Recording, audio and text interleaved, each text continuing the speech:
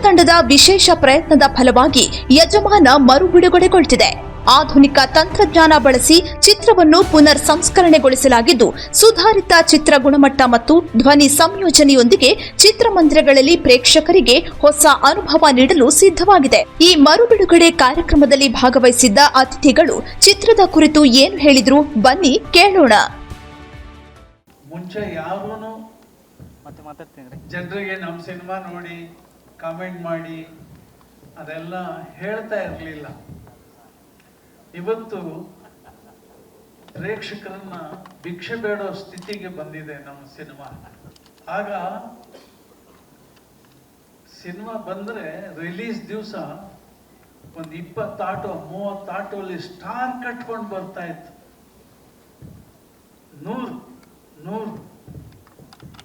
100 ಸ್ಟಾರ್ಗಳನ್ನ ಕಟ್ಕೊಂಡು ಬರ್ತಿದ್ರು. Traffic jam ಮಾಡಿ ಆ ಸ್ಟಾರ್ ಅದನ್ನೆಲ್ಲ ನೋಡೋ ಸಂಭ್ರಮ ಎಲ್ಲ ಕಳೆದೋಗಿದೆ. ಈಗ ಬರೀ ಸೋಷಿಯಲ್ ಮೀಡಿಯಾದಲ್ಲಿ ಮೊದಲನೇ ದಿವಸ 48 ಕೋಟಿ, ಮೂರನೇ ದಿವಸಕ್ಕೆ 75 ಕೋಟಿ. ಈ ಫಿಗರ್ಗಳು ಕೆಲವು ಸಿನಿಮಾಗೆ ಮಾತ್ರ ನೋಡುವಂತ ಒಂದು ಭಾಗ್ಯ. ಈ ಸಿನಿಮಾದಲ್ಲಿ ಶೂಟಿಂಗ್ ಅಲ್ಲಿ ನಾವು ಏನು ಅನುಭವಿಸಿದ್ವಿ, ಏನೇನು ಖುಷಿ ಪಟ್ವಿ, ಎಷ್ಟು ಸಂತೋಷ ಪಟ್ವಿ, ಎಲ್ಲೆಲ್ಲಿ ಟ್ರಾವೆಲ್ ಮಾಡಿದ್ವಿ, ಅದೆಲ್ಲ ಒಂದು ದೊಡ್ಡ ಸೌಭಾಗ್ಯ. ಆ ಥರ ಚಾರ್ಮ್ ಇವತ್ತು ಶೂಟಿಂಗ್ ಜಾಗದಲ್ಲಿ ಇಲ್ಲವೇ ಇಲ್ಲ, ಎಲ್ಲ ನಾಶ ಆಗಿದೆ. ಈ ಸಿನಿಮಾ 100 days ಫಂಕ್ಷನ್ಗೆ ಸುಮಾರು ಊರಿಗೆ ನಾವು ಹೋದ್ವಿ. ಹೋದ ಕಡೆ ಎಲ್ಲ ಊರಲ್ಲಿ ಮೆರವಣಿಗೆ ಮಾಡಿ ನಮ್ಮನ್ನ ಥಿಯೇಟರ್ ಕರ್ಕೊಂಡು ಹೋಗ್ತಾ ಇದ್ರು. ಅದು ವೈಭವ. ಈಗ ಅದು ಗತವೈಭವ ಆಗಿದೆ. ಯಜಮಾನಗೆ ನಾವು ಸುಮಾರು ಕಡೆ ಹೋಗಿದ್ದೀವಿ. ಸುಮಾರು ಕಡೆ ನಾರ್ತ್ ಕರ್ನಾಟಕ, ಮೈಸೂರು, ದಾವಣಗೆರೆ, ಕೋಲಾರದಲ್ಲಿ ಕನ್ನಡ ಸಿನಿಮಾನೇ ಓಡ್ತಿರ್ಲಿಲ್ಲ. ಫಸ್ಟ್ ಸಿನಿಮಾ 100 days ಅಲ್ಲಿ ಹೋಗಿರೋದು. 25 ವರ್ಷ ಆದಮೇಲೆ ಈ ತರ ಒಂದು ಸಂಭ್ರಮ ನೋಡಿದಾಗ ಖುಷಿ ಆಗುತ್ತೆ. ಈ ಚಿತ್ರ ವಿಶೇಷ ಏನಪ್ಪಾ ಅಂತ ಹೇಳಿದ್ರೆ, ಅನ್ಎಕ್ಸ್ಪೆಕ್ಟೆಡ್ ಆಗಿ ಹೆಂಗೆಂಗೋ ನೂರಾರು ತಿರುಗಳು ತಗೊಂಡು ಸಿನಿಮಾ ಸ್ಟಾರ್ಟ್ ಆಯಿತು, ಸಿನಿಮಾ ರಿಲೀಸ್ ಆಯಿತು. ಪ್ರತಿಯೊಂದು ಸೆಂಟ್ರಲ್ಲಿ ನನ್ನ ತಿಳಿದ ಮಟ್ಟಿಗೆ ಆಗಿದ್ದ ಕಾಲದಲ್ಲಿ 10 ರೂಪಾಯಿ ಕೆಳಗಡೆ ಕ್ಲಾಸು, 15 ರೂಪಾಯಿ ಬಾಲ್ಕನಿ ಇತ್ತು. ಇವಾಗೆಲ್ಲ 100, 150, 200 ಇರ್ತದೆ. ಅವಾಗೆಲ್ಲ 10 ರೂಪಾಯಿ 15 ರೂಪಾಯಿ ಇತ್ತು. ಒಂದೊಂದು ಊರಲ್ಲಿ 30 ಲಕ್ಷ 40 ಲಕ್ಷ ಶೇರ್ ಬಂತು. ಒಂದು ಸಣ್ಣ ಉದಾಹರಣೆಗೆ, ರಾಣಿಬೆನ್ನೂರಿನ ಊರಲ್ಲಿ ಶಕ್ತಿ ಥಿಯೇಟರ್ ಅಂತ 3.5 ಲಕ್ಷಕ್ಕೆ ಫಿಕ್ಸ್ಡ್ ಏರ್ ಕೊಟ್ಟಿದ್ದು ಅವ್ರಿಗೆ. ಅದ್ರಲ್ಲಿ ಸಂಪಾದನೆ ಮಾಡಿ ಪಕ್ಕದಲ್ಲಿ ಶಿವಶಕ್ತಿ ಅಂತ ಒಂದು ಥಿಯೇಟರ್ ಕಟ್ಟಿದ್ರು. ಶಿವಶಕ್ತಿ ಅಂತ ಒಂದು ಥಿಯೇಟರ್ ಕಟ್ಬಿಟ್ರು ಅವರು. ನಮ್ಮ ಸ್ನೇಹಿತರು ಮೋರೆ ಅಂತಿದ್ರು. ಇದ್ರಲ್ಲಿ ಸಂಪಾದನೆ ಮಾಡಿ ಈ ಸಿನಿಮಾದಲ್ಲಿ ದೊಡ್ಡ ರಿಸಾರ್ಟ್ ಮಾಡಿದ್ದಾರೆ ಹುಬ್ಳಿನಲ್ಲಿ. ಅವ್ರ ಸಿನಿಮಾ ಇಂಡಸ್ಟ್ರಿ ಬಿಟ್ಬಿಟ್ರು. ಆನಂದ್ ಹಿಡಿಯೋದವರು ದೊಡ್ಡ ಬಿಲ್ಡಿಂಗ್ ಕಟ್ಕೊಂಡು ಇವತ್ತು ನಂಬರ್ 1 ಆಡಿಯೋ ಆದ್ರು. ಪ್ರತಿಯೊಬ್ಬರು ಈ ಸಿನಿಮಾದಿಂದ ನೂರಾರು ಜನ, ಸಾವಿರಾರು ಕುಟುಂಬಗಳು ಇದರಲ್ಲಿ ಜೀವನ ಮಾಡಿದ್ರು. ಅಷ್ಟು ಒಂದು ಅದ್ಭುತವಾಗಿರೋ ಸಿನಿಮಾ ಆಯ್ತಿದ್ರು. ಪ್ರತಿಯೊಬ್ಬರಿಗೂ ದುಡ್ಡು, ಯಾರು ಮುಟ್ಕೊಂಡ್ರು ದುಡ್ಡು, ಆ ಥರ ಇತ್ತು. ನಮಗೆ ಈ ಸಿನಿಮಾ 25 ವಾರಕ್ಕೆ ಅಣ್ಣವರಿಲ್ಲ ಅಂತ ಒಂದು ಬೇಜಾರಾಗ್ತಾ ಇದೆ ನಮಗೆ. ಅವ್ರು ಇದ್ದಿದ್ರೆ ನಮ್ಗೆ ಇನ್ನೂ ಖುಷಿ ಆಗ್ತಾ ಇತ್ತು. ಎಲ್ಲೋ ಸ್ವರ್ಗದಿಂದ ವಿಷ್ಣು ಅಣ್ಣ ಅವ್ರು ನಮ್ಗೆ ಆಶೀರ್ವಾದ ಮಾಡ್ತಾ ಇದ್ದಾರೆ. ಈ ಸಿನಿಮಾ ಇವಾಗ ರಿಲೀಸ್ ಆದ್ಮೇಲೂ ಫಸ್ಟ್ ರಿಕಾರ್ಡ್ ಅಲ್ಲಿ ಯಾವ ತರ ಹಿಟ್ ಹೊಡಿತು, ಯಾವ ತರ ಅದು ಕಲೆಕ್ಷನ್ ಸುರುಮಳೆ ಆಯ್ತು, ರೆಕಾರ್ಡ್ಸ್ ಆಯ್ತು, ಅದೇ ತರ ಆಗ್ಬೇಕು. ನನಗೆ ಈ ಸಿನಿಮಾಗೆ ಶೂಟಿಂಗ್ ಕರ್ಕೊಂಡು ಹೋಗ್ಬೇಕಾದ್ರೆ ಪ್ರೊಡಕ್ಷನ್ ಕಾರ್ ಬರಲಿಲ್ಲ. ಅವ್ರ ಕಾರಲ್ಲೇ ನನ್ನನ್ನು ಕರ್ಕೊಂಡೋದ್ರು. ರೆಹಮಾನ್ ಅವರು ಕರ್ಕೊಂಡೋಗಿ ಇನ್ನೂ ಶೂಟಿಂಗ್ ಲೊಕೇಶನ್ ಹತ್ರನೇ ಇದೆ, ಊಟ ಎಲ್ಲಿ ಅಲ್ಲೇ ಮಾಡೋದು ಅಂತ ಅಂದ್ಕೊಂಡಿದ್ದೆ. ಆದರೆ ಹೋಗೋ ದಾರಿಯಲ್ಲೇ ಒಂದು ಒಳ್ಳೆ ಹೋಟ್ಲಿಗೆ ಕರ್ಕೊಂಡೋಗಿ ಊಟ ಮಾಡಿಸಿ ಒಳ್ಳೆ ಬಿರಿಯಾನಿ ಫ್ರೈ ಎಲ್ಲ ಕೊಡಿಸಿ ತಿನ್ನಿಸಿ ಕರ್ಕೊಂಡೋದ್ರು. ಅದಕ್ಕೆ ಅನ್ನದಾತರು ಅನ್ನೋದು ನಿರ್ಮಾಪಕರಿಗೆ ಡಾಕ್ಟರ್ ರಾಜಣ್ಣವರು ವಿಷ್ಣು ಸಾರು ಹೇಳಿಕೊಟ್ಟಿದ್ದಾರೆ ಅದನ್ನು. ನೀವು ನನ್ನನ್ನು ಎಷ್ಟು ಸಿನಿಮಾದಲ್ಲಿ ನೋಡಿದ್ದೀರೋ ಏನೋ, ಆದರೆ ನಾನು ಎಲ್ಲೇ ಹೋದರೂ ಕೂಡ ಯಜಮಾನ ಚಿತ್ರದ ಡೈಲಾಗ್ ಮರ್ಯಾದೆ ಇಲ್ಲ. ಅಭಿಮಾನಿಗಳು ಕೂಗಾಡಿ ಕೇಳ್ತಾರೆ. ನಾನು ಸೊಲ್ಲಾಪುರಿಗೆ ಕಾರ್ಯಕ್ರಮಕ್ಕೆ ಹೋಗಿದ್ದಾಗ ಅಲ್ಲೆಲ್ಲ ಈಗ ಮಹಾರಾಷ್ಟ್ರಾಗ ಹೋಗಿದೆ, ಅದು ಎಲ್ರಿಗೂ ಗೊತ್ತಿದೆ. ನಮ್ಮ ಆಗಿನ ಕಾಲದ ಘಟ್ಟದ ಎಲ್ಲ ಕಾಲದ ಏನು ಅಂದರೆ, ನಿರ್ಮಾಪಕ ಏನಾರು ಎಫೆಕ್ಟ್ ಆದರೆ ಇಮ್ಮಿಡಿಯೇಟ್ಲಿ ಒಂದೊಳ್ಳೆ ರೀಮೇಕ್ ನೋಡಿ, ತುಂಬ ಖರ್ಚು ಕಡಿಮೆ ಇರೋದು, ಅವನು ಕವರ್ ಆಗೋ ಥರ ನೋಡಿ ಮಾಡಿಕೊಡೋಂಥ ಪದ್ಧತಿ ಪ್ರತಿಯೊಬ್ಬರಲ್ಲೂ ಇತ್ತು. ರೆಹಮಾನ್ ಕರೆದು ಇಮ್ಮಿಡಿಯೇಟ್ಲಿ ಯಾವ್ದಾರು ಮಾಡಂತೇಳಿ ಸಂಬಳನೂ ಕಮ್ಮಿ ತೊಗೊಂಡು ಸಂಬಳನೂ ಅಡ್ಜಸ್ಟ್ ಮಾಡಿಕೊಂಡು ಮಾಡ್ತಾ ಇದ್ದ ಪದ್ಧತಿ ನಾವು ಚಿತ್ರರಂಗದಲ್ಲಿತ್ತು.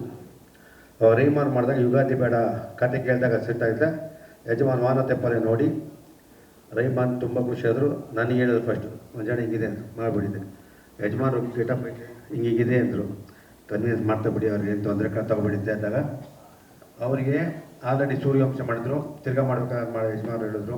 ಅಂದ್ರೆ ಅವ್ರಿಗೇನು ಅಂದರೆ ನಿನ್ಗೆ ಒಳ್ಳೇದಾಗುತ್ತಾ, ನಿನ್ಗೆ ಒಳ್ಳೇದಾಗಿದ್ರೆ ಯಾವಾಗಲೂ. ಯಾಕೆಂದರೆ ಶಶಿ ಕುಮಾರ್ ಹೇಳಿದ್ರು, ಅವ್ರು ಮಾಡೋ ಸಹಾಯ ಮಾಡ್ತಿದ್ದು ಹೆಲ್ಪು ಯಾರು ಗೊತ್ತಾಗಬಾರ್ದು, ಗೊತ್ತಾದ್ರೆ ಮನೆಗೆ ಸೇರಿಸ್ತಿಲ್ಲ. ಸತ್ಯ. ಯಾರು ಒಬ್ಬರು ಹೇಳಿದ್ರೆ ಮಕ್ಕಳು ಫೀಜು, ಮೋಟುಗಳು ಕೆಟ್ಟೋದಾಗ, ರೈತರುಗಳ ಸಮಸ್ಯೆ, ಮಳೆ ಬಂದಾಗ, ಹೆಲ್ತ್ ಇಶ್ಯೂ ಬಂದಾಗ, ಪ್ರತಿಯೊಂದ್ರಲ್ಲೂ ಹಿಂಗೆ ಕೈ ಹಿಂಗೆ ಹಿಡಿದು ತೋರ್ದಲ್ಲಿ ಹಿಂಗೆ ಕೈ ಕೊಟ್ಬಿಡೋರು. ಎಷ್ಟೋ ಸತಿ ನಾನು ಒಬ್ಬನೇ ಇರ್ತಿದ್ದೆ, ಯಾರು ಇರ್ತಿಲ್ಲ. ಆ ಸೌಭಾಗ್ಯ ನನ್ನ ಹಬ್ಬಕ್ಕೆ ಸಿಕ್ಕಿದ್ದು. ಯಜಮಾನ ಸಿನಿಮಾದಲ್ಲಿ ಶಿವರಾಮಣ್ಣ, ರಮೇಶ್ ಭಟ್ಟು 99% ಇವರು, ಶೋಭರಾಜ್, ಶಶಿಕುಮಾರ್. ಯಾಕೆಂದರೆ ಅವರೆಲ್ಲ ಒಂದು ಕುಟುಂಬ. ಅವ್ರಿಗೆ ಕಂಪಲ್ಸರಿ ಈ ಪಾತ್ರಗಳು ಇವ್ರು ಮಾಡೋದು ಚಂದ ಸುಟ್ಟಾಗ್ತದೆ ಅಂತ ಹೇಳ್ತಾರೆ. ನಿಜವಾಗ್ಲೂ ಅವ್ರು ಯಾವತ್ತೂ ನಿರ್ಮಾಪಕರಿಗೆ ಒಂದು ದಿನ ನಿರ್ಮಾಪಕ ಅವನು ಅಯ್ಯೋ ಅನ್ನಬಾರ್ದು ಅಂತ ಒಂದು ಇದ್ದಲ್ಲ, ಆ ಭಾವನೆ ಯಾರಿಗೂ ಬರಲ್ಲ. ಸೆಂಟರ್ನಲ್ಲಿ ಕೂತ್ಕೋಬೇಕಾದಂತಹ ನನ್ನ ಯಜಮಾನರು ಇವತ್ತು ಅಲ್ಲಿ ಪಕ್ಕದಲ್ಲಿ ಒಂದು ಜಾಗದಲ್ಲಿ ಕೂತ್ಬಿಟ್ಟಿದ್ದಾರೆ ಅನ್ನೋದೇ ನೋವು, ತುಂಬ ನೋವಾಗ್ತಾ ಇದೆ. ಅಫ್ಕೋರ್ಸ್ ಇಲ್ಲಿರೋ ಪ್ರತಿಯೊಬ್ಬರು ಈಗ ಯಜಮಾನ್ರ ಗುಣಗಾನ ಮಾಡ್ತಾರೆ, ಎಲ್ಲವೂ ಮಾಡ್ತಾರೆ. ವಿಷ್ಣು ಸರ್ಗೆ ಅವರು ಸುಮಾರು ಅವರು ವಿಷ್ಣು ಸರ್ ಅವ್ರ ಅಭಿಮಾನಿ, ಪಿಕ್ಚರ್ ಮಾಡಬೇಕು ಅಂತ ಹೇಳ್ಬಿಟ್ಟು ವಿಷ್ಣು ಸರ್ಗೆ ಹೋಗಿ ಕಮ್ಮಿ ಒಂದು ಅಡ್ವಾನ್ಸ್ ಕೊಟ್ಟು ಇದು ಮಾಡುತ್ತೆ. ಯಾವ ಥರ ನಾನು ಕತೆ ಮಾಡ್ತಿದ್ದಾಳೆ, ಯಾವುದೋ ರೀಮೇಕ್ ಸಿನಿಮಾ ಮಾಡೋಕ್ಕೆ ಅಂತ ಚೆನ್ನೈಗೆ ಹೋಗಿದ್ದಾರೆ. ಏನ್ ರೆಹಮಾನ್ ಅವರೇ ಕರೆಕ್ಟಾನೆ? ಸೊ ರೆಹಮಾನ್ ಹೋಗಿದ್ದಾರೆ. ಅಲ್ಲಿ ಪಿಕ್ಚರ್ ನೋಡಿದರೆ ಅವರು ಪ್ರೊಡ್ಯೂಸರ್ ಏನು ಮಾಡೋ ರೈಟ್ಸ್ ಕೊಡ್ಬೇಕಾದ್ರೆ, ಸರ್ ಇವತ್ತು ನಾನು ಇಲ್ಲ ಊರಲ್ಲಿಲ್ಲ, ಔಟ್ ಆಫ್ ಸ್ಟೇಷನ್ ಇದ್ದೀನಿ, ನಾನು ನಾಳೆ ನೈಟ್ ಹೊರಡ್ತೀನಿ, ನಾಳೆಗೆ ಸಿಗೋಣ ಅಂತ ಹೇಳಿದ್ದಾರೆ. ರೆಹಮಾನ್ ಏನು ಮಾಡಿ ಇನ್ನು ಒಂದಿನಕ್ಕೋಸ್ಕರ ನಾನು ಬೆಂಗಳೂರು ಬಂದಿರ್ತೀರ ಮತ್ತೆ ಅಪ್ ಅಂಡ್ ಡೌನ್ ಯಾಕೆ ಮಾಡಬೇಕು ಅಂತ ಅಲ್ಲೇ ಉಳ್ಕೊಂಬಿಡೋಣ ಅಂತ ಹೇಳೋದು ಮಾಡಿದ್ದಾರೆ. ಅವರು ಇದೇ ಥರ ಟಿಫನ್ ಮಾಡ್ಕೊಂಡು ಹೊರಗಡೆ ಬಂದು ದಮ್ಮೊಡಿತಾ ಇದ್ದಾರೆ ರೆಹಮಾನ್ ಅವ್ರನ್ನ. ಅಲ್ಲಿ ಪಾಮಿರೋ ಹೋಟ್ಲ್ ಅನ್ಸುತ್ತೆ. ಅವಾಗ ಹೊರಗಡೆ ಬಂದಾಗ ಅಲ್ಲಿ ಆಟೋ ಮೇಲೆ ವಾನತ್ತೈ ಪೋಲ್ ಅಂತ ಹೇಳ್ಬಿಟ್ಟು ಆಟೋ ಮೇಲೆ ಒಂದು ಪೋಸ್ಟರ್ ಅಂಟಿಸ್ಕೊಂಡು ಮೈಕಲ್ಲಿ ಕೂತ್ಕೊಂಡು ಹೋಗ್ತಾ ಇದ್ದಾರೆ. ಇವ್ರಿಗೆ ಪೋಸ್ಟರ್ ನೋಡಿದ ತಕ್ಷಣ ಅದು ಭಾಳ ಒಂದೇ ಆಯ್ತು, ಯಾವ ಸಿನಿಮಾ ಇದು ಅಂತ ಹೇಳಿದೆ. ಇವರು ಪೂರ್ತಿ ತಮಿಳು ಬರಲ್ಲ, ತೆಲುಗು ಬರಲ್ಲ, ಬಟ್ ತುಂಬಾ ಬ್ಯಾಲೆನ್ಸ್ ಮಾಡ್ತಾರೆ. ಅದ್ರಲ್ಲಂದ್ರೆ ಇವ್ರು ಕಿಲಾಡಿ ರೆಹಮಾನ್ ಮಾತಿಲ್ಲ. ಸೊ ಬಂದು ಹಂಗೆ ಬ್ಯಾಲೆನ್ಸ್ ಮಾಡಿಕೊಂಡು ಹೋಗಿದ್ದಾರೆ ಪಿಕ್ಚರ್ ನೋಡೋಕೆ. ಇವ್ರಿಗೆ ಒಂದಿನ ಟೈಮ್ ಪಾಸ್ ಮಾಡ್ಬೇಕಲ್ಲ ಅಂತ ಹೋಗಿದ್ದಾರೆ. ಅದೆಲ್ಲ ಕೋಡಂಬಕ್ಕಲ್ಲಿ ಯಾವುದೋ ಥಿಯೇಟರ್ ನೋಡೋದು ತುಂಬ ಇಷ್ಟ ಆಗ್ಬಿಟ್ಟಿದೆ ಅವರಿಗೆ. ಹೋಗ ಪ್ರೊಡ್ಯೂಸರ್ ಯಾರಿದ್ದಾರೆ ಅಂತ ಹೋಗಿದ್ದಾರೆ, ಅವ್ರ ಆಫೀಸ್ ಹುಡ್ಕೊಂಡು ಹೋಗಿದ್ದಾರೆ. ಸರ್ ನಾನು ಈ ಸಿನಿಮಾ ರೈಟ್ಸ್ ಈ ಪಿಕ್ಚರ್ ನಾನು ಈಗ ರಿಲೀಸ್ ಆಗಿದೆ ರೀ, ಜನಗಳು ಬರ್ತಾ ಇಲ್ಲ ಸರ್, ಈ ಪಿಕ್ಚರ್ ಖಂಡಿತ 100 days ಸಿಲ್ವರ್ ಜುಬ್ಲಿ ಹೋಗುತ್ತೆ, ಬರೆದಿಟ್ಕೊಳ್ಳಿ, ಸಿನಿಮಾ ಇದಾಗುತ್ತೆ, ನಾನು ಸಿನಿಮಾ ಮಾಡ್ತೀನೋ ಇಲ್ಲ ಗೊತ್ತಿಲ್ಲ, ಬಟ್ ರೈಟ್ಸ್ ನನಗೆ ಕೊಡಬೇಕು ಅಂತ ಹೇಳಿದ್ರೆ ಒಂದು ಕಮಿಟ್ ಮಾಡ್ಕೊಂಡು ಬಂದ್ಬಿಟ್ಟಿದ್ರು. ಪಿಕ್ಚರ್ ಸೆಕೆಂಡ್ ವೀಕ್ ಥರ್ಡ್ ವೀಕಲ್ಲಿ ತಮಿಳ್ನಾಡಲ್ಲಿ ಸೂಪರ್ ಹಿಟ್ ಆಗೋಯ್ತು. ಇಲ್ಲಿ ನಮ್ಮ ಗಾಂಧಿನಗರದಲ್ಲಿ ಸುಮಾರು ಜನ ನಿರ್ಮಾಪಕರು ಹೋಗ್ಬಿಟ್ಟವ್ರು ಆಗ್ಲೇ ರೈಟ್ಸ್ಗೋಸ್ಕರ. ರೆಹಮಾನ್ ಆಗ್ಲೇ ಬ್ಲಾಕ್ ಮಾಡಿ ಬಂದಾಗಿದೆ ಅಲ್ಲಿ. ಹಿಂಗೆಲ್ಲ ಹಾಗೆ ಅವಾಗ ರೈಟ್ಸ್ ತಗೊಂಡು ವಿಷ್ಣು ಸರ್ ಹತ್ರ ಬಂದು ಏನ್ ಮಾಡಿದ್ದಾರೆ, ವಿಷ್ಣು ಸರ್ ಹೇಳಿದ್ರಂತೆ, ಏನ್ರಿ ನಾನು ಈಗ ತನ ಸೂರ್ಯ ವಂಶ ಮಾಡಿದ್ದೀನಿ, ಅಲ್ಲೂ ಕಚ್ಚೆ ಪಂಚೆ ಹಾಕಿದ್ದೀನಿ, ಜಮೀನ್ದಾರ ಸಿನಿಮಾ ಅಲ್ಲೂ ಕಚ್ಚೆ ಪಂಚೆ ಮಾಡಿದ್ದೀನಿ, ಇದನ್ನೂ ತಿರ ಮತ್ತೆ ನಾನು ಕಚ್ಚೆ ಪಂಚೆ ಹಾಕ್ಸ್ತಾ ಇದ್ರಲ್ಲ ನೀವು ಅಂತ ವಿಷ್ಣು ಸರ್. ಇಲ್ಲ ಸರ್ ನೀವು ಮಾಡಲೇಬೇಕು ಸರ್, ತುಂಬಾ ವೆರೈಟಿ ಆಗಿದೆ ಅಂತ ಹೇಳಿದೆ. ಸೊ ಹಿಂಗೆ ಪಿಕ್ಚರ್ಸ್ ಟೇಕ್ ಆಫ್ ಆಯ್ತು. ಅವಾಗ ನನಗೂ ಬಂದು ಮನೆಗೆ ಒಂದು ಕ್ಯಾಸೆಟ್ ಕೊಟ್ಟರು, ನೋಡಿದೆ. Vishnu sir as it is ಗೊತ್ತಿದೆ ಡ್ಯುಯಲ್ ರೋಲು, ಆ್ಯಂಡ್ ಇನ್ನೊಬ್ಬ ಬ್ರದರ್ ಕ್ಯಾನ್ ಅಭಿಜಿತ್ ಮಾಡಿದ್ದಾರೆ. ಕೊನೆ ತಮ್ಮ ಬಂದು ನಾನು ಮಾಡಿದೆ, ಅದ್ರ ತಮಿಳಲ್ಲಿ ಪ್ರಭುದೇವ ಮಾಡಿದ್ದದು. ಸೊ ಹೀಗಾಗಿ ಸ್ಟಾರ್ಟ್ ಆಯ್ತು ಪಿಕ್ಚರು. ಇವೆಂಟ್ ಮೈಸೂರು ಶೂಟಿಂಗ್ ಮಾಡಿದ್ವಿ, ಚಿಕ್ಕಮಗಳೂರು ಮಾಡಿದ್ವಿ, ಆಮೇಲೆ ಬೆಂಗಳೂರು ಸ್ವಲ್ಪ ಮಾಡಿದ್ವಿ. ಸಾಂಗ್ ಈ ಇಂಪಾರ್ಟೆಂಟ್ ಹೇಳ್ತೀನಿ ನಾವು ಕೇಳಿದ್ದು. ಈ ಪಿಕ್ಚರ್ ಸಾಂಗ್ ನಂದು ಎಲ್ಲ ಮುಗಿತು. ಆಮೇಲೆ ನಂದು ನವಿಲೆ ಪಂಚರಂಗಿನವಿಲೆ ಸಾಂಗ್ ಬಂದು ಕಟ್ಪಂಡಲ್ಲಿ ಮಾಡಬೇಕು ಅಂತ ತೀರ್ಮಾನ ಆಯ್ತು, ನೇಪಾಳ್ಗೆ ಹೋಗೋಣ ಅಂತ ಹೇಳಿ. ಸರ್ ವಿಷ್ಣು ಸರ್ದು ಏನು ಮಾಡೋದಂತೆ, ಸರ್ ಇಲ್ಲ ಸರ್ ಕ್ಯಾರೆಕ್ಟರ್ ಆಗಲ್ಲ, ಇಲ್ಲ ಸರ್ ವಿಷ್ಣು ಸರ್ ನಾವು ಮಾಡೋಣ. ಅವಾಗ ಮೈನಾ ಓ ಮೈನಾ ಅಂತ ಫಸ್ಟ್ ಸಾಂಗ್ ಬರ್ತಲ್ಲ ಕ್ಯಾರೆಕ್ಟರ್ದು, ದೊಡ್ಡಣ್ಣ ಹಿರಿಯಣ್ಣನಿಗೆ. ಸೊ ಅಲ್ಲಿಗೆ ಗ್ರೀನರಿ ಬ್ಯಾಕ್ ಡ್ರಾಪ್ ಅಲ್ಲಿ ವಿ ಶಾರ್ಟ್ ಮುಗಿಸ್ಕೊಂಡು ನಾನು ಹೇಳಿದೆ ರೆಹಮಾನ್ ನಾನು ಒಂದು ಕೆಲಸ ಬೆಂಗಳೂರಿಂದ ಟಿಕೆಟ್ ಬಿಡ, ನಾನು MP ಆಗಿದ್ದೆ, ನಾನು ಡೆಲ್ಲಿಂದ ಬರ್ತೀನಿ, ಡೈರೆಕ್ಟ್ ಕಟ್ ಮಾಡಿ ಬರ್ತೀನಿ, ನಾನು ಅಲ್ಲಿಂದ ಟಿಕೆಟ್ ಹಾಕಿ ಅಂತ ಹೇಳಿದೆ. ಸೊ ಹೋದೆ, ಶೂಟಿಂಗ್ ಎಲ್ಲ ಮುಗಿಸ್ಕೊಂಡು ಬಂದ್ವಿ ನಾವು. ಆ ಸಿನಿಮಾ ಶೂಟಿಂಗ್ ನಾವು ಹೋಗಿದ್ದು ಲೊಕೇಶನ್ ಬಂದು ಅವೇ ಫ್ರಮ್ ಕಟ್ಮಂಡಿಂದ ಸುಮಾರು 150-200 ಕಿಲೋಮೀಟರ್ ಪೋಖರ ಅಂತ ಹೇಳ್ಬಿಟ್ಟು. ಅಲ್ಲೂ ಕ್ಯಾಮ್ರಾಮನ್ ರಮೇಶ್ ಬಾಬು ಬಂದು ಬೆಳಗಿನ ಜಾವ ನೋಡ್ಬಿಟ್ಟು, ಸರ್ ನಾನು ಆಗಲ್ಲ ಸರ್, ನೀವು ಬೇರೆ ಕ್ಯಾಮ್ರಾ ಇಟ್ಕೊಂಡು ಮಾಡಿ, ನಾನು ಏನು ಸರ್ ಈ ಥರ ಇದೆ, ಪಾಚಿ ಕಲರ್ ನೀರಿದೆ ಬ್ಯಾಕ್ ಡ್ರಾಪಲ್ಲಿ, ನಾನು ಬೇಡ ನಾನು ಮಾಡಲ್ಲ ಅಂತ ಹಠ ಮಾಡಿ. ರೇಮಾರ್ಗೂ ಗೊತ್ತಿಲ್ಲ ಪಾಪ ಯಾರು ಫಿಕ್ಸ್ ಮಾಡಿದ್ರೆ ಲೊಕೇಶನ್ ಹೆಂಗೆ ಅಂತ ಹೇಳಿದೆ. ಆಮೇಲೆ ಹೇಳಿದೆ ಸರಿ ಪ್ಯಾಕಪ್ ಮಾಡಿ ಸೀದಾ ಕಟ್ ಮಾಡಿ ಬಂದ್ವಿ. ಬಂದಾದ್ಮೇಲೆ ನೈಟ್ ಮ್ಯಾನೇಜರ್ನ ಕೂರಿಸಿ ನಮ್ಮ ಏನ್ಷಿಯಂಟ್ ಓಲ್ಡ್ ಮಾನ್ಯುಮೆಂಟ್ಸ್ ಇರುತ್ತಲ್ಲ, ಸೊ ಆ ಬ್ಯಾಕ್ ಡ್ರಾಪ್ ಅಲ್ಲಿ ಮಾಡೋಣ ಅಂತ ಹೇಳಿದೆ. ಪರ್ಮಿಷನ್ಸ್ ಎಲ್ಲ ತೊಗೊಂಡು ನೆಕ್ಸ್ಟ್ ಶಾರ್ಟ್ ಮಾಡೋದು. ಮಧ್ಯಾಹ್ನ ಸ್ಟಾರ್ಟ್ ಮಾಡಿದ್ವಿ ಸಾಂಗ್, ಮಳೆ. ಆವಾಗ ಕೂತ್ಕೊಂಡ್ಬಿಟ್ಟಿದ್ವಿ. ನಾನು ಹೇಳಿದೆ ರಮೇಶ್ ಬಾಬು ಹೇಳಿದೆ, ರಮೇಶ್ ಒಂದು ಕೆಲಸ ಮಾಡೋಣ, ರೈನ್ ಎಫೆಕ್ಟ್ ಕನ್ವರ್ಟ್ ಮಾಡೋಣ ಈ ಸಾಂಗ್. ಸರ್ ನೀವು ರೆಡಿ? ನಾನು ರೆಡಿ, ನಾನೇ ಹೇಳ್ತಾ ಇದ್ದೀನಲ್ಲ ಅಂದೆ. ಅವಾಗೆಲ್ಲ ಸ್ವಲ್ಪ ಪ್ಲಾಸ್ಟಿಕ್ ಇದೆಲ್ಲ ತರಿಸಿ ನಮ್ಮ ಲೈಟ್ಸು ಮತ್ತು ಕ್ಯಾಮ್ರಾಗೆಲ್ಲ ಸೇಫ್ ಮಾಡಬೇಕು ಅಂತ ಹೇಳ್ಬಿಟ್ಟು ಮುಗಿಸಿ ಬಂದೆ. ಸುಮಾರು ಒಂದು 10 ಶಾರ್ಟ್ ಏನೋ ತೆಗೆದು ಮುಗಿದೋಯ್ತು, ಪ್ಯಾಕಪ್ ಆಯಿತು. ಆ ಮುಗಿಸ್ಕೊಂಡು ಬೆಂಗಳೂರು ರೂಮ್ ಫ್ರೆಶ್ ಅಪ್ ಆಗ್ಬಿಡ್ತೀರ. ಮತ್ತೆ ನಾನು ಕೆರಡ, ನನ್ನ ಹತ್ರ ಮೊಬೈಲಲ್ಲಿ ಇಂಟರ್ನ್ಯಾಷನಲ್ ರೋಮಿಂಗ್ ಇರಲಿಲ್ಲ. ಸೊ ಕೆರಡ STD ಬೂತ್ಗೆ ಹೋಗ್ಬಿಟ್ಟು ಅಲ್ಲಿಂದ ಫೋನ್ ಮಾಡಿದೆ ಮನೆಗೆ. ಸಡನ್ ಆಗಿ ನನಗೆ ನ್ಯೂಸ್ ಬಂತು, ವೀರಪ್ಪನ ರಾಜ್ಕುಮಾರ್ ಅವ್ರನ್ನ ಕಿಡ್ನಾಪ್ ಮಾಡ್ಬಿಟ್ಟಿದ್ದೀನಿ ಅಂತ. ನನ್ನ ತಂದೆ ಹೇಳಿದ್ರು.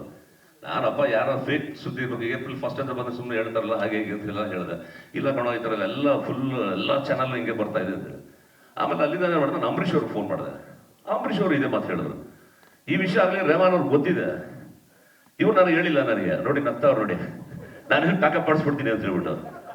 ಆಮೇಲೆ ಸರಿ ರೂಮ್ ಅಂತ ಸರ್ ನನಗೆ ಗೊತ್ತು. ನಾನು ಬೇಡ ರೆಹಮಾನ್ ಪ್ಯಾಕಪ್ ಮಾಡಿ, ಯಾಕಂದ್ರೆ ಸುಮ್ಮನೆ ಇದು ನಮಗೆ ಒಂದು ಇದಾಗುತ್ತೆ, ಒಬ್ಬ ಹಿರಿಯ ಕಲಾವಿದರ ಈ ಥರ ಆಗಿದೆ ಅಂತ ಹೇಳಿ ಇದಾಗುತ್ತೆ, ಮಾಡೋಣ ಬನ್ನಿ ಹೋಗೋಣ ತಿರ್ಗಿ ಮತ್ತೆ ಅಂತ ಹೇಳಿದೆ. ನಾವು ಒಂದೇ ಸಾಂಗ್ ತಾನೇ ಇದೆ, ಯಾವಾಗ ಬೇಕಾದ್ರೂ ಮಾಡಿ ನೀವು ಮುಗಿಸ್ಕೊಡೋಣ. ಸೊ ಅಲ್ಲಿಂದ ಬಂದ್ವಿ. ಇನ್ನು ಗೊತ್ತು 108 ದಿನ ಆದಮೇಲೆ ಬಿಡುಗಡೆ ಆದರು. ಲಾಸ್ಟ್ಗೆ ಬಂದ ಚೇಂಬರ್లో ಡಿಸೈಡ್ ಮಾಡಿದ್ರು. ಆಮೇಲೆ ಪಾರ್ವತಮ್ಮನವ್ರು ಕೂಡ ಇಲ್ಲ ಬೇಡ, ನಿರ್ಮಾಪಕರು ತೊಂದರೆ ಆಗೋದು ಬೇಡ, ಒಂದು ಕೆಲಸ ಮಾಡಿ ಫಿನಿಶಿಂಗ್ ಪಿಕ್ಚರ್ಸ್ ಏನಿದೆ ಒಂದು 4 ದಿವಸ 5 ದಿನ 1 ವಾರ ಇರುತ್ತೆ, ಅದು ಮುಗಿಸ್ಕೊಂಬಿಡಿ, ಯಾಕಂದ್ರೆ ಪಾಪ ಅವರು ಬಡ್ಡಿ ಗಿಡ್ಡಿ ಕಟ್ಟಕ್ಕೆ ಆಗ್ತಾ ಇಲ್ಲ, ತೊಂದರೆ ಆಗುತ್ತೆ ಮಾಡಿ. ಇದೊಂದು ಸಾಂಗ್ ಬ್ಯಾಲೆನ್ಸ್ ಇತ್ತಲ್ಲ ಅಂತ ಹೇಳಿದ್ರೆ ಅವಾಗ ನಾನು ದಾಡಿ ಗಿಡ ಎಲ್ಲ ಬಿಟ್ಬಿಟ್ಟಿದ್ದೆ. ಆಮೇಲೆ ಶೇವ್ ಮಾಡಿ ಕರ್ಕೊಂಡೋದ್ರು ಚೆನ್ನೈಗೆ MGM ಅಲ್ಲಿ. ಆ ಸಾಂಗ್ ಮುಗಿಸಿ ಹೊರಗಡೆ ಬರ್ತೀವಿ, ರಾಜ್ಕುಮಾರ್ ಅವರು ರಿಲೀಸ್ ಆದ್ರು ಅಂತ ಸುದ್ದಿ. ಕರೆಕ್ಟ್ ಅಲ್ಲಮ್ಮ? ಅದು ಎಲ್ಲರೂ ಇದ್ರು. So that was a thing. ನಾನು ಭಾಳ ಕಡೆ ಮಾಧ್ಯಮದಲ್ಲಿ ಹೇಳಿದ್ದೀನಿ.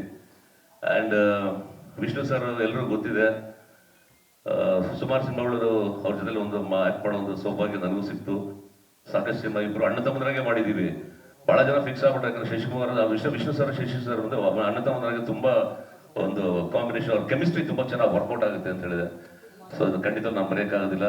ಆ್ಯಂಡ್ ಈ was more than a human being ಅನ್ನೋದಕ್ಕಿಂತ ತುಂಬ ಅವರು ದೈವಿಕವಾಗಿ ತುಂಬ ಫಿಲಾಸಫಿಕಲ್ಗೆ ಹೊರಟೋದ್ರು, ತುಂಬ ವೆರಿ ಫಿಲಾಸಫಿಕಲ್ಗೆ ಹೊರಟೋದ್ರು. ಅವರು ಅದು ಹೇಳ್ತಾರಲ್ಲ, ಬಲಗೈಲಿ ಕೊಟ್ಟು ಗಡಗೆ ಗೊತ್ತಾಗಬಾರ್ದು, ಆ ಥರ ಕ್ಯಾರೆಕ್ಟರ್ ವಿಷ್ಣು ಸರ್. ಭಾಳ ಜನ ಗೊತ್ತಿಲ್ಲ ಅವ್ರು ಎಷ್ಟು ಸಹಾಯ ಮಾಡಿದ್ದಾರೆ ಒಂದು ಮಕ್ಕಳಿಗೆ, ಒಂದು ಸ್ಕೂಲ್ಗೆ ಎಜುಕೇಷನ್ಗಾಗಲಿ ಅಥವಾ ಹೆಲ್ತ್ ಪ್ರಾಬ್ಲಮ್ಸ್ ಬಂದಾಗ ಎಷ್ಟು ಜನ ಹೆಲ್ಪ್ ಮಾಡಿದಂತ ಯಾರೂ ಗೊತ್ತಿಲ್ಲ. ಅದನ್ನ ಅವ್ರು ಕೊಡ್ಬೇಕಾದ್ರೆ ಹೇಳೋದು, ನನ್ನ ಹೆಸರೇನ ಬಂತು ಅಂತ ಹೇಳಿದ್ರೆ ಚೆನ್ನಾಗಿಲ್ಲ, ನಮ್ಮ ಮನೇಲಿ ಇನ್ನೊಂದ್ಸಲ ನೀವು ನನ್ನ ಮನೆ ಹೊಸಲು ತುಳಿಬೇಡಿ ಅಂತ ಹೇಳ್ಬಿಟ್ಟೆ ಇದು ಮಾಡೋರು. ಅವರು ಯಾರು ಗೊತ್ತಾಗಬಾರ್ದು ಅಂತ ಹೇಳಿದ. ಸೊ ಆ ಥರ ಒಂದು ಕ್ಯಾರೆಕ್ಟರ್, ಒಂದು ಒಳ್ಳೆ ವ್ಯಕ್ತಿತ್ವ ಇರೋಂಥ ಮನುಷ್ಯ. ಇವತ್ತು ಈಗಾಗಲೇ ಎಲ್ಲ ಹಿರಿಯ ಕಲಾವಿದರು ಎಲ್ಲರೂ ಮಾತಾಡಿದ್ರು, ರಮೇಶ್ ಭಟ್ ಅವರು ಮಾತಾಡೋದು, ಅಭಿಜಿತ್ ಎಲ್ಲರೂ ಮಾತಾಡಿದರೆ. ನನಗೆ ಒಂದೇ ಒಂದು ಏನಂತ ಹೇಳಿದ್ರೆ, ಅವರು ಇಲ್ಲಾಂದ್ರೆ ನಮ್ಮೆಲ್ಲರ ಆತ್ಮದಲ್ಲಿದ್ದಾರೆ. ಖಂಡಿತ ಅವರ ಬ್ಲೆಸ್ಸಿಂಗ್ಸು ಅವರಿದು ಖಂಡಿತ ನಮ್ಮೆಲ್ಲರ ಮೇಲೆ ಇದೆ, ಚಿತ್ರರಂಗದ ಮೇಲೆ ಇದೆ. ಆವತ್ತು ಒಂದು ದಿವಸ ಈಗ ರಮೇಶ್ ಭಟ್ ಅವ್ರು ಹೇಳ್ದೆ, ನಾನು ಕೇಳಿಸ್ಕೊಂಡೆ, ಇವತ್ತು ಬಂದಿದೆ ಸರ್ ನೋಡಿ ಪ್ಯಾನ್ ಇಂಡಿಯಾ ಅಂತ ಹೇಳಿದೆ. ಯಾವ ಪ್ಯಾನ್ ಇಂಡಿಯಾ ಸರ್? ನಾನು ಮನೆ ಹೇಳಿದೆ, ನಾನು ಪ್ಯಾನ್ ಇಂಡಿಯಾ ಸಿನಿಮಾ ಒಂದು ಎಷ್ಟು ಸಿನಿಮಾ ಮಾಡ್ತಾರೆ ಕನ್ನಡದಲ್ಲಿ? ಎಷ್ಟು ಒಂದು ಅಪ್ರಾಕ್ಸಿಮೇಟ್ ಒಂದು 150-200 ಬರ್ತದೆ ಇಟ್ಕೊಳ್ಳೋಣ. ಒಂದು 2-3 ಸಿನಿಮಾ ಪ್ಯಾನ್ ಇಂಡಿಯಾ ಮಾಡ್ಬೋದು. ಸಕ್ಸಸ್ ರೇಟ್ ತಗೋತೀರ, ಫ್ಲಾಪ್ ಆಗಿರೋದು ಯಾಕೆ ತಗೊಂತ ಇಲ್ಲ ನೀವು? ನಾಟ್ ಓನ್ಲಿ ಕನ್ನಡ, ತೆಲುಗು ತಗೊಳ್ಳಿ, ತಮಿಳ್ ತಗೊಳ್ಳಿ, ಹಿಂದಿ ತಗೊಳ್ಳಿ, ಕಂಟೆಂಟ್ ಓರಿಯೆಂಟೆಡ್ ಸಿನಿಮಾ ಮಾಡ್ತಾ ಇಲ್ಲ ಯಾರು ಇವತ್ತು. ಅದೇ ಮಲಯಾಳಮಲ್ಲಿ ನೋಡಿ, ಎಲ್ಲ ಕಂಟೆಂಟ್ ಓರಿಯೆಂಟೆಡ್ ಸಿನಿಮಾ ಮಾಡ್ತಾರೆ. ಯಜಮಾನ ಕಮರ್ಷಿಯಲ್ ಆಗಿ ಬ್ಲಾಕ್ ಬಸ್ಟರ್ ಆಗಿದ್ರು ಕಣ್ಣು, it is content oriented cinema ಯಜಮಾನ ನೋಡಿ. ಹೌದು, ವಾರದಿ ಬರೋದು ಹಿಟ್, ಇದು ಬ್ಲಾಕ್ ಬಸ್ಟರ್ ಹಿಟ್. ಸೊ ಹಿಂಗೆ ಕಂಟೆಂಟ್ ಓರಿಯೆಂಟೆಡ್ ಸಿನಿಮಾಗಳು ಮಾಡ್ತಾ ಇಲ್ಲ ಇವತ್ತು ಯಾರು. ಯಾವ ಸಿನಿಮಾ ನೋಡಿ ಯಾರೇ ಬಂದ್ರು ಹಿಡ್ಕೊ, ಲಾಂಗ್ ಹಿಡ್ಕೊ, ಮುಚ್ಚಿಡ್ದು. ಎಷ್ಟು ಸಿನಿಮಾ ಸರ್ ನೋಡ್ತಾರೆ, ಎಷ್ಟು ಸಿನಿಮಾ ನೋಡೋಕ್ಕಾಗುತ್ತೆ ಹೇಳಿ? ಸೊ ಇದ್ರಲ್ಲಿ ನಮ್ಮಲ್ಲೇ ಬಹಳಷ್ಟು ಎಷ್ಟೋ ಕೆಲವು ವಿಮರ್ಶೆ ಮಾಡ್ಕೋಬೇಕು, ಆತ್ಮವಿಮರ್ಶೆ ಮಾಡ್ಕೋಬೇಕಾಗುತ್ತೆ. ಹೀಗಾಗಿ ಯಾಕಂದ್ರೆ ಎಲ್ಲರೂ ಇದ್ದಾರೆ, ಸೀನಿಯರ್ಸ್ಗಳಿದ್ದಾರೆ. ಇವತ್ತು ಕಲಾವಿದರ ನಮ್ಮ ಸಂಘದಲ್ಲಿ ಈ ಒಂದು ನಮ್ಮ ಜಾಗ ಮಾಡಿಕೊಟ್ಟಂತ ಎಲ್ಲ ಹಿರಿಯರು, ಅಂಬರೀಷ್ ಅವರು ಎಲ್ಲರೂ, ಡಾಕ್ಟರ್ ರಾಜ್ಕುಮಾರ್ ಸರ್ ಅವರೆಲ್ಲ ನಮ್ಮ ಪಿಲ್ಲರ್ಸ್, ವಿಷ್ಣು ಸರ್ ಎಲ್ಲ ಪಿಲ್ಲರ್ಸ್ ನಮಗೆ ಇವತ್ತು ಈ ವೇದಿಕೆ ನಾವು ಇದಕ್ಕೋದ್ರೆ ನಿಜವಾಗ್ಲೂ ನಾವು ಪುಣ್ಯ ಮಾಡಿದ್ದೀವಿ.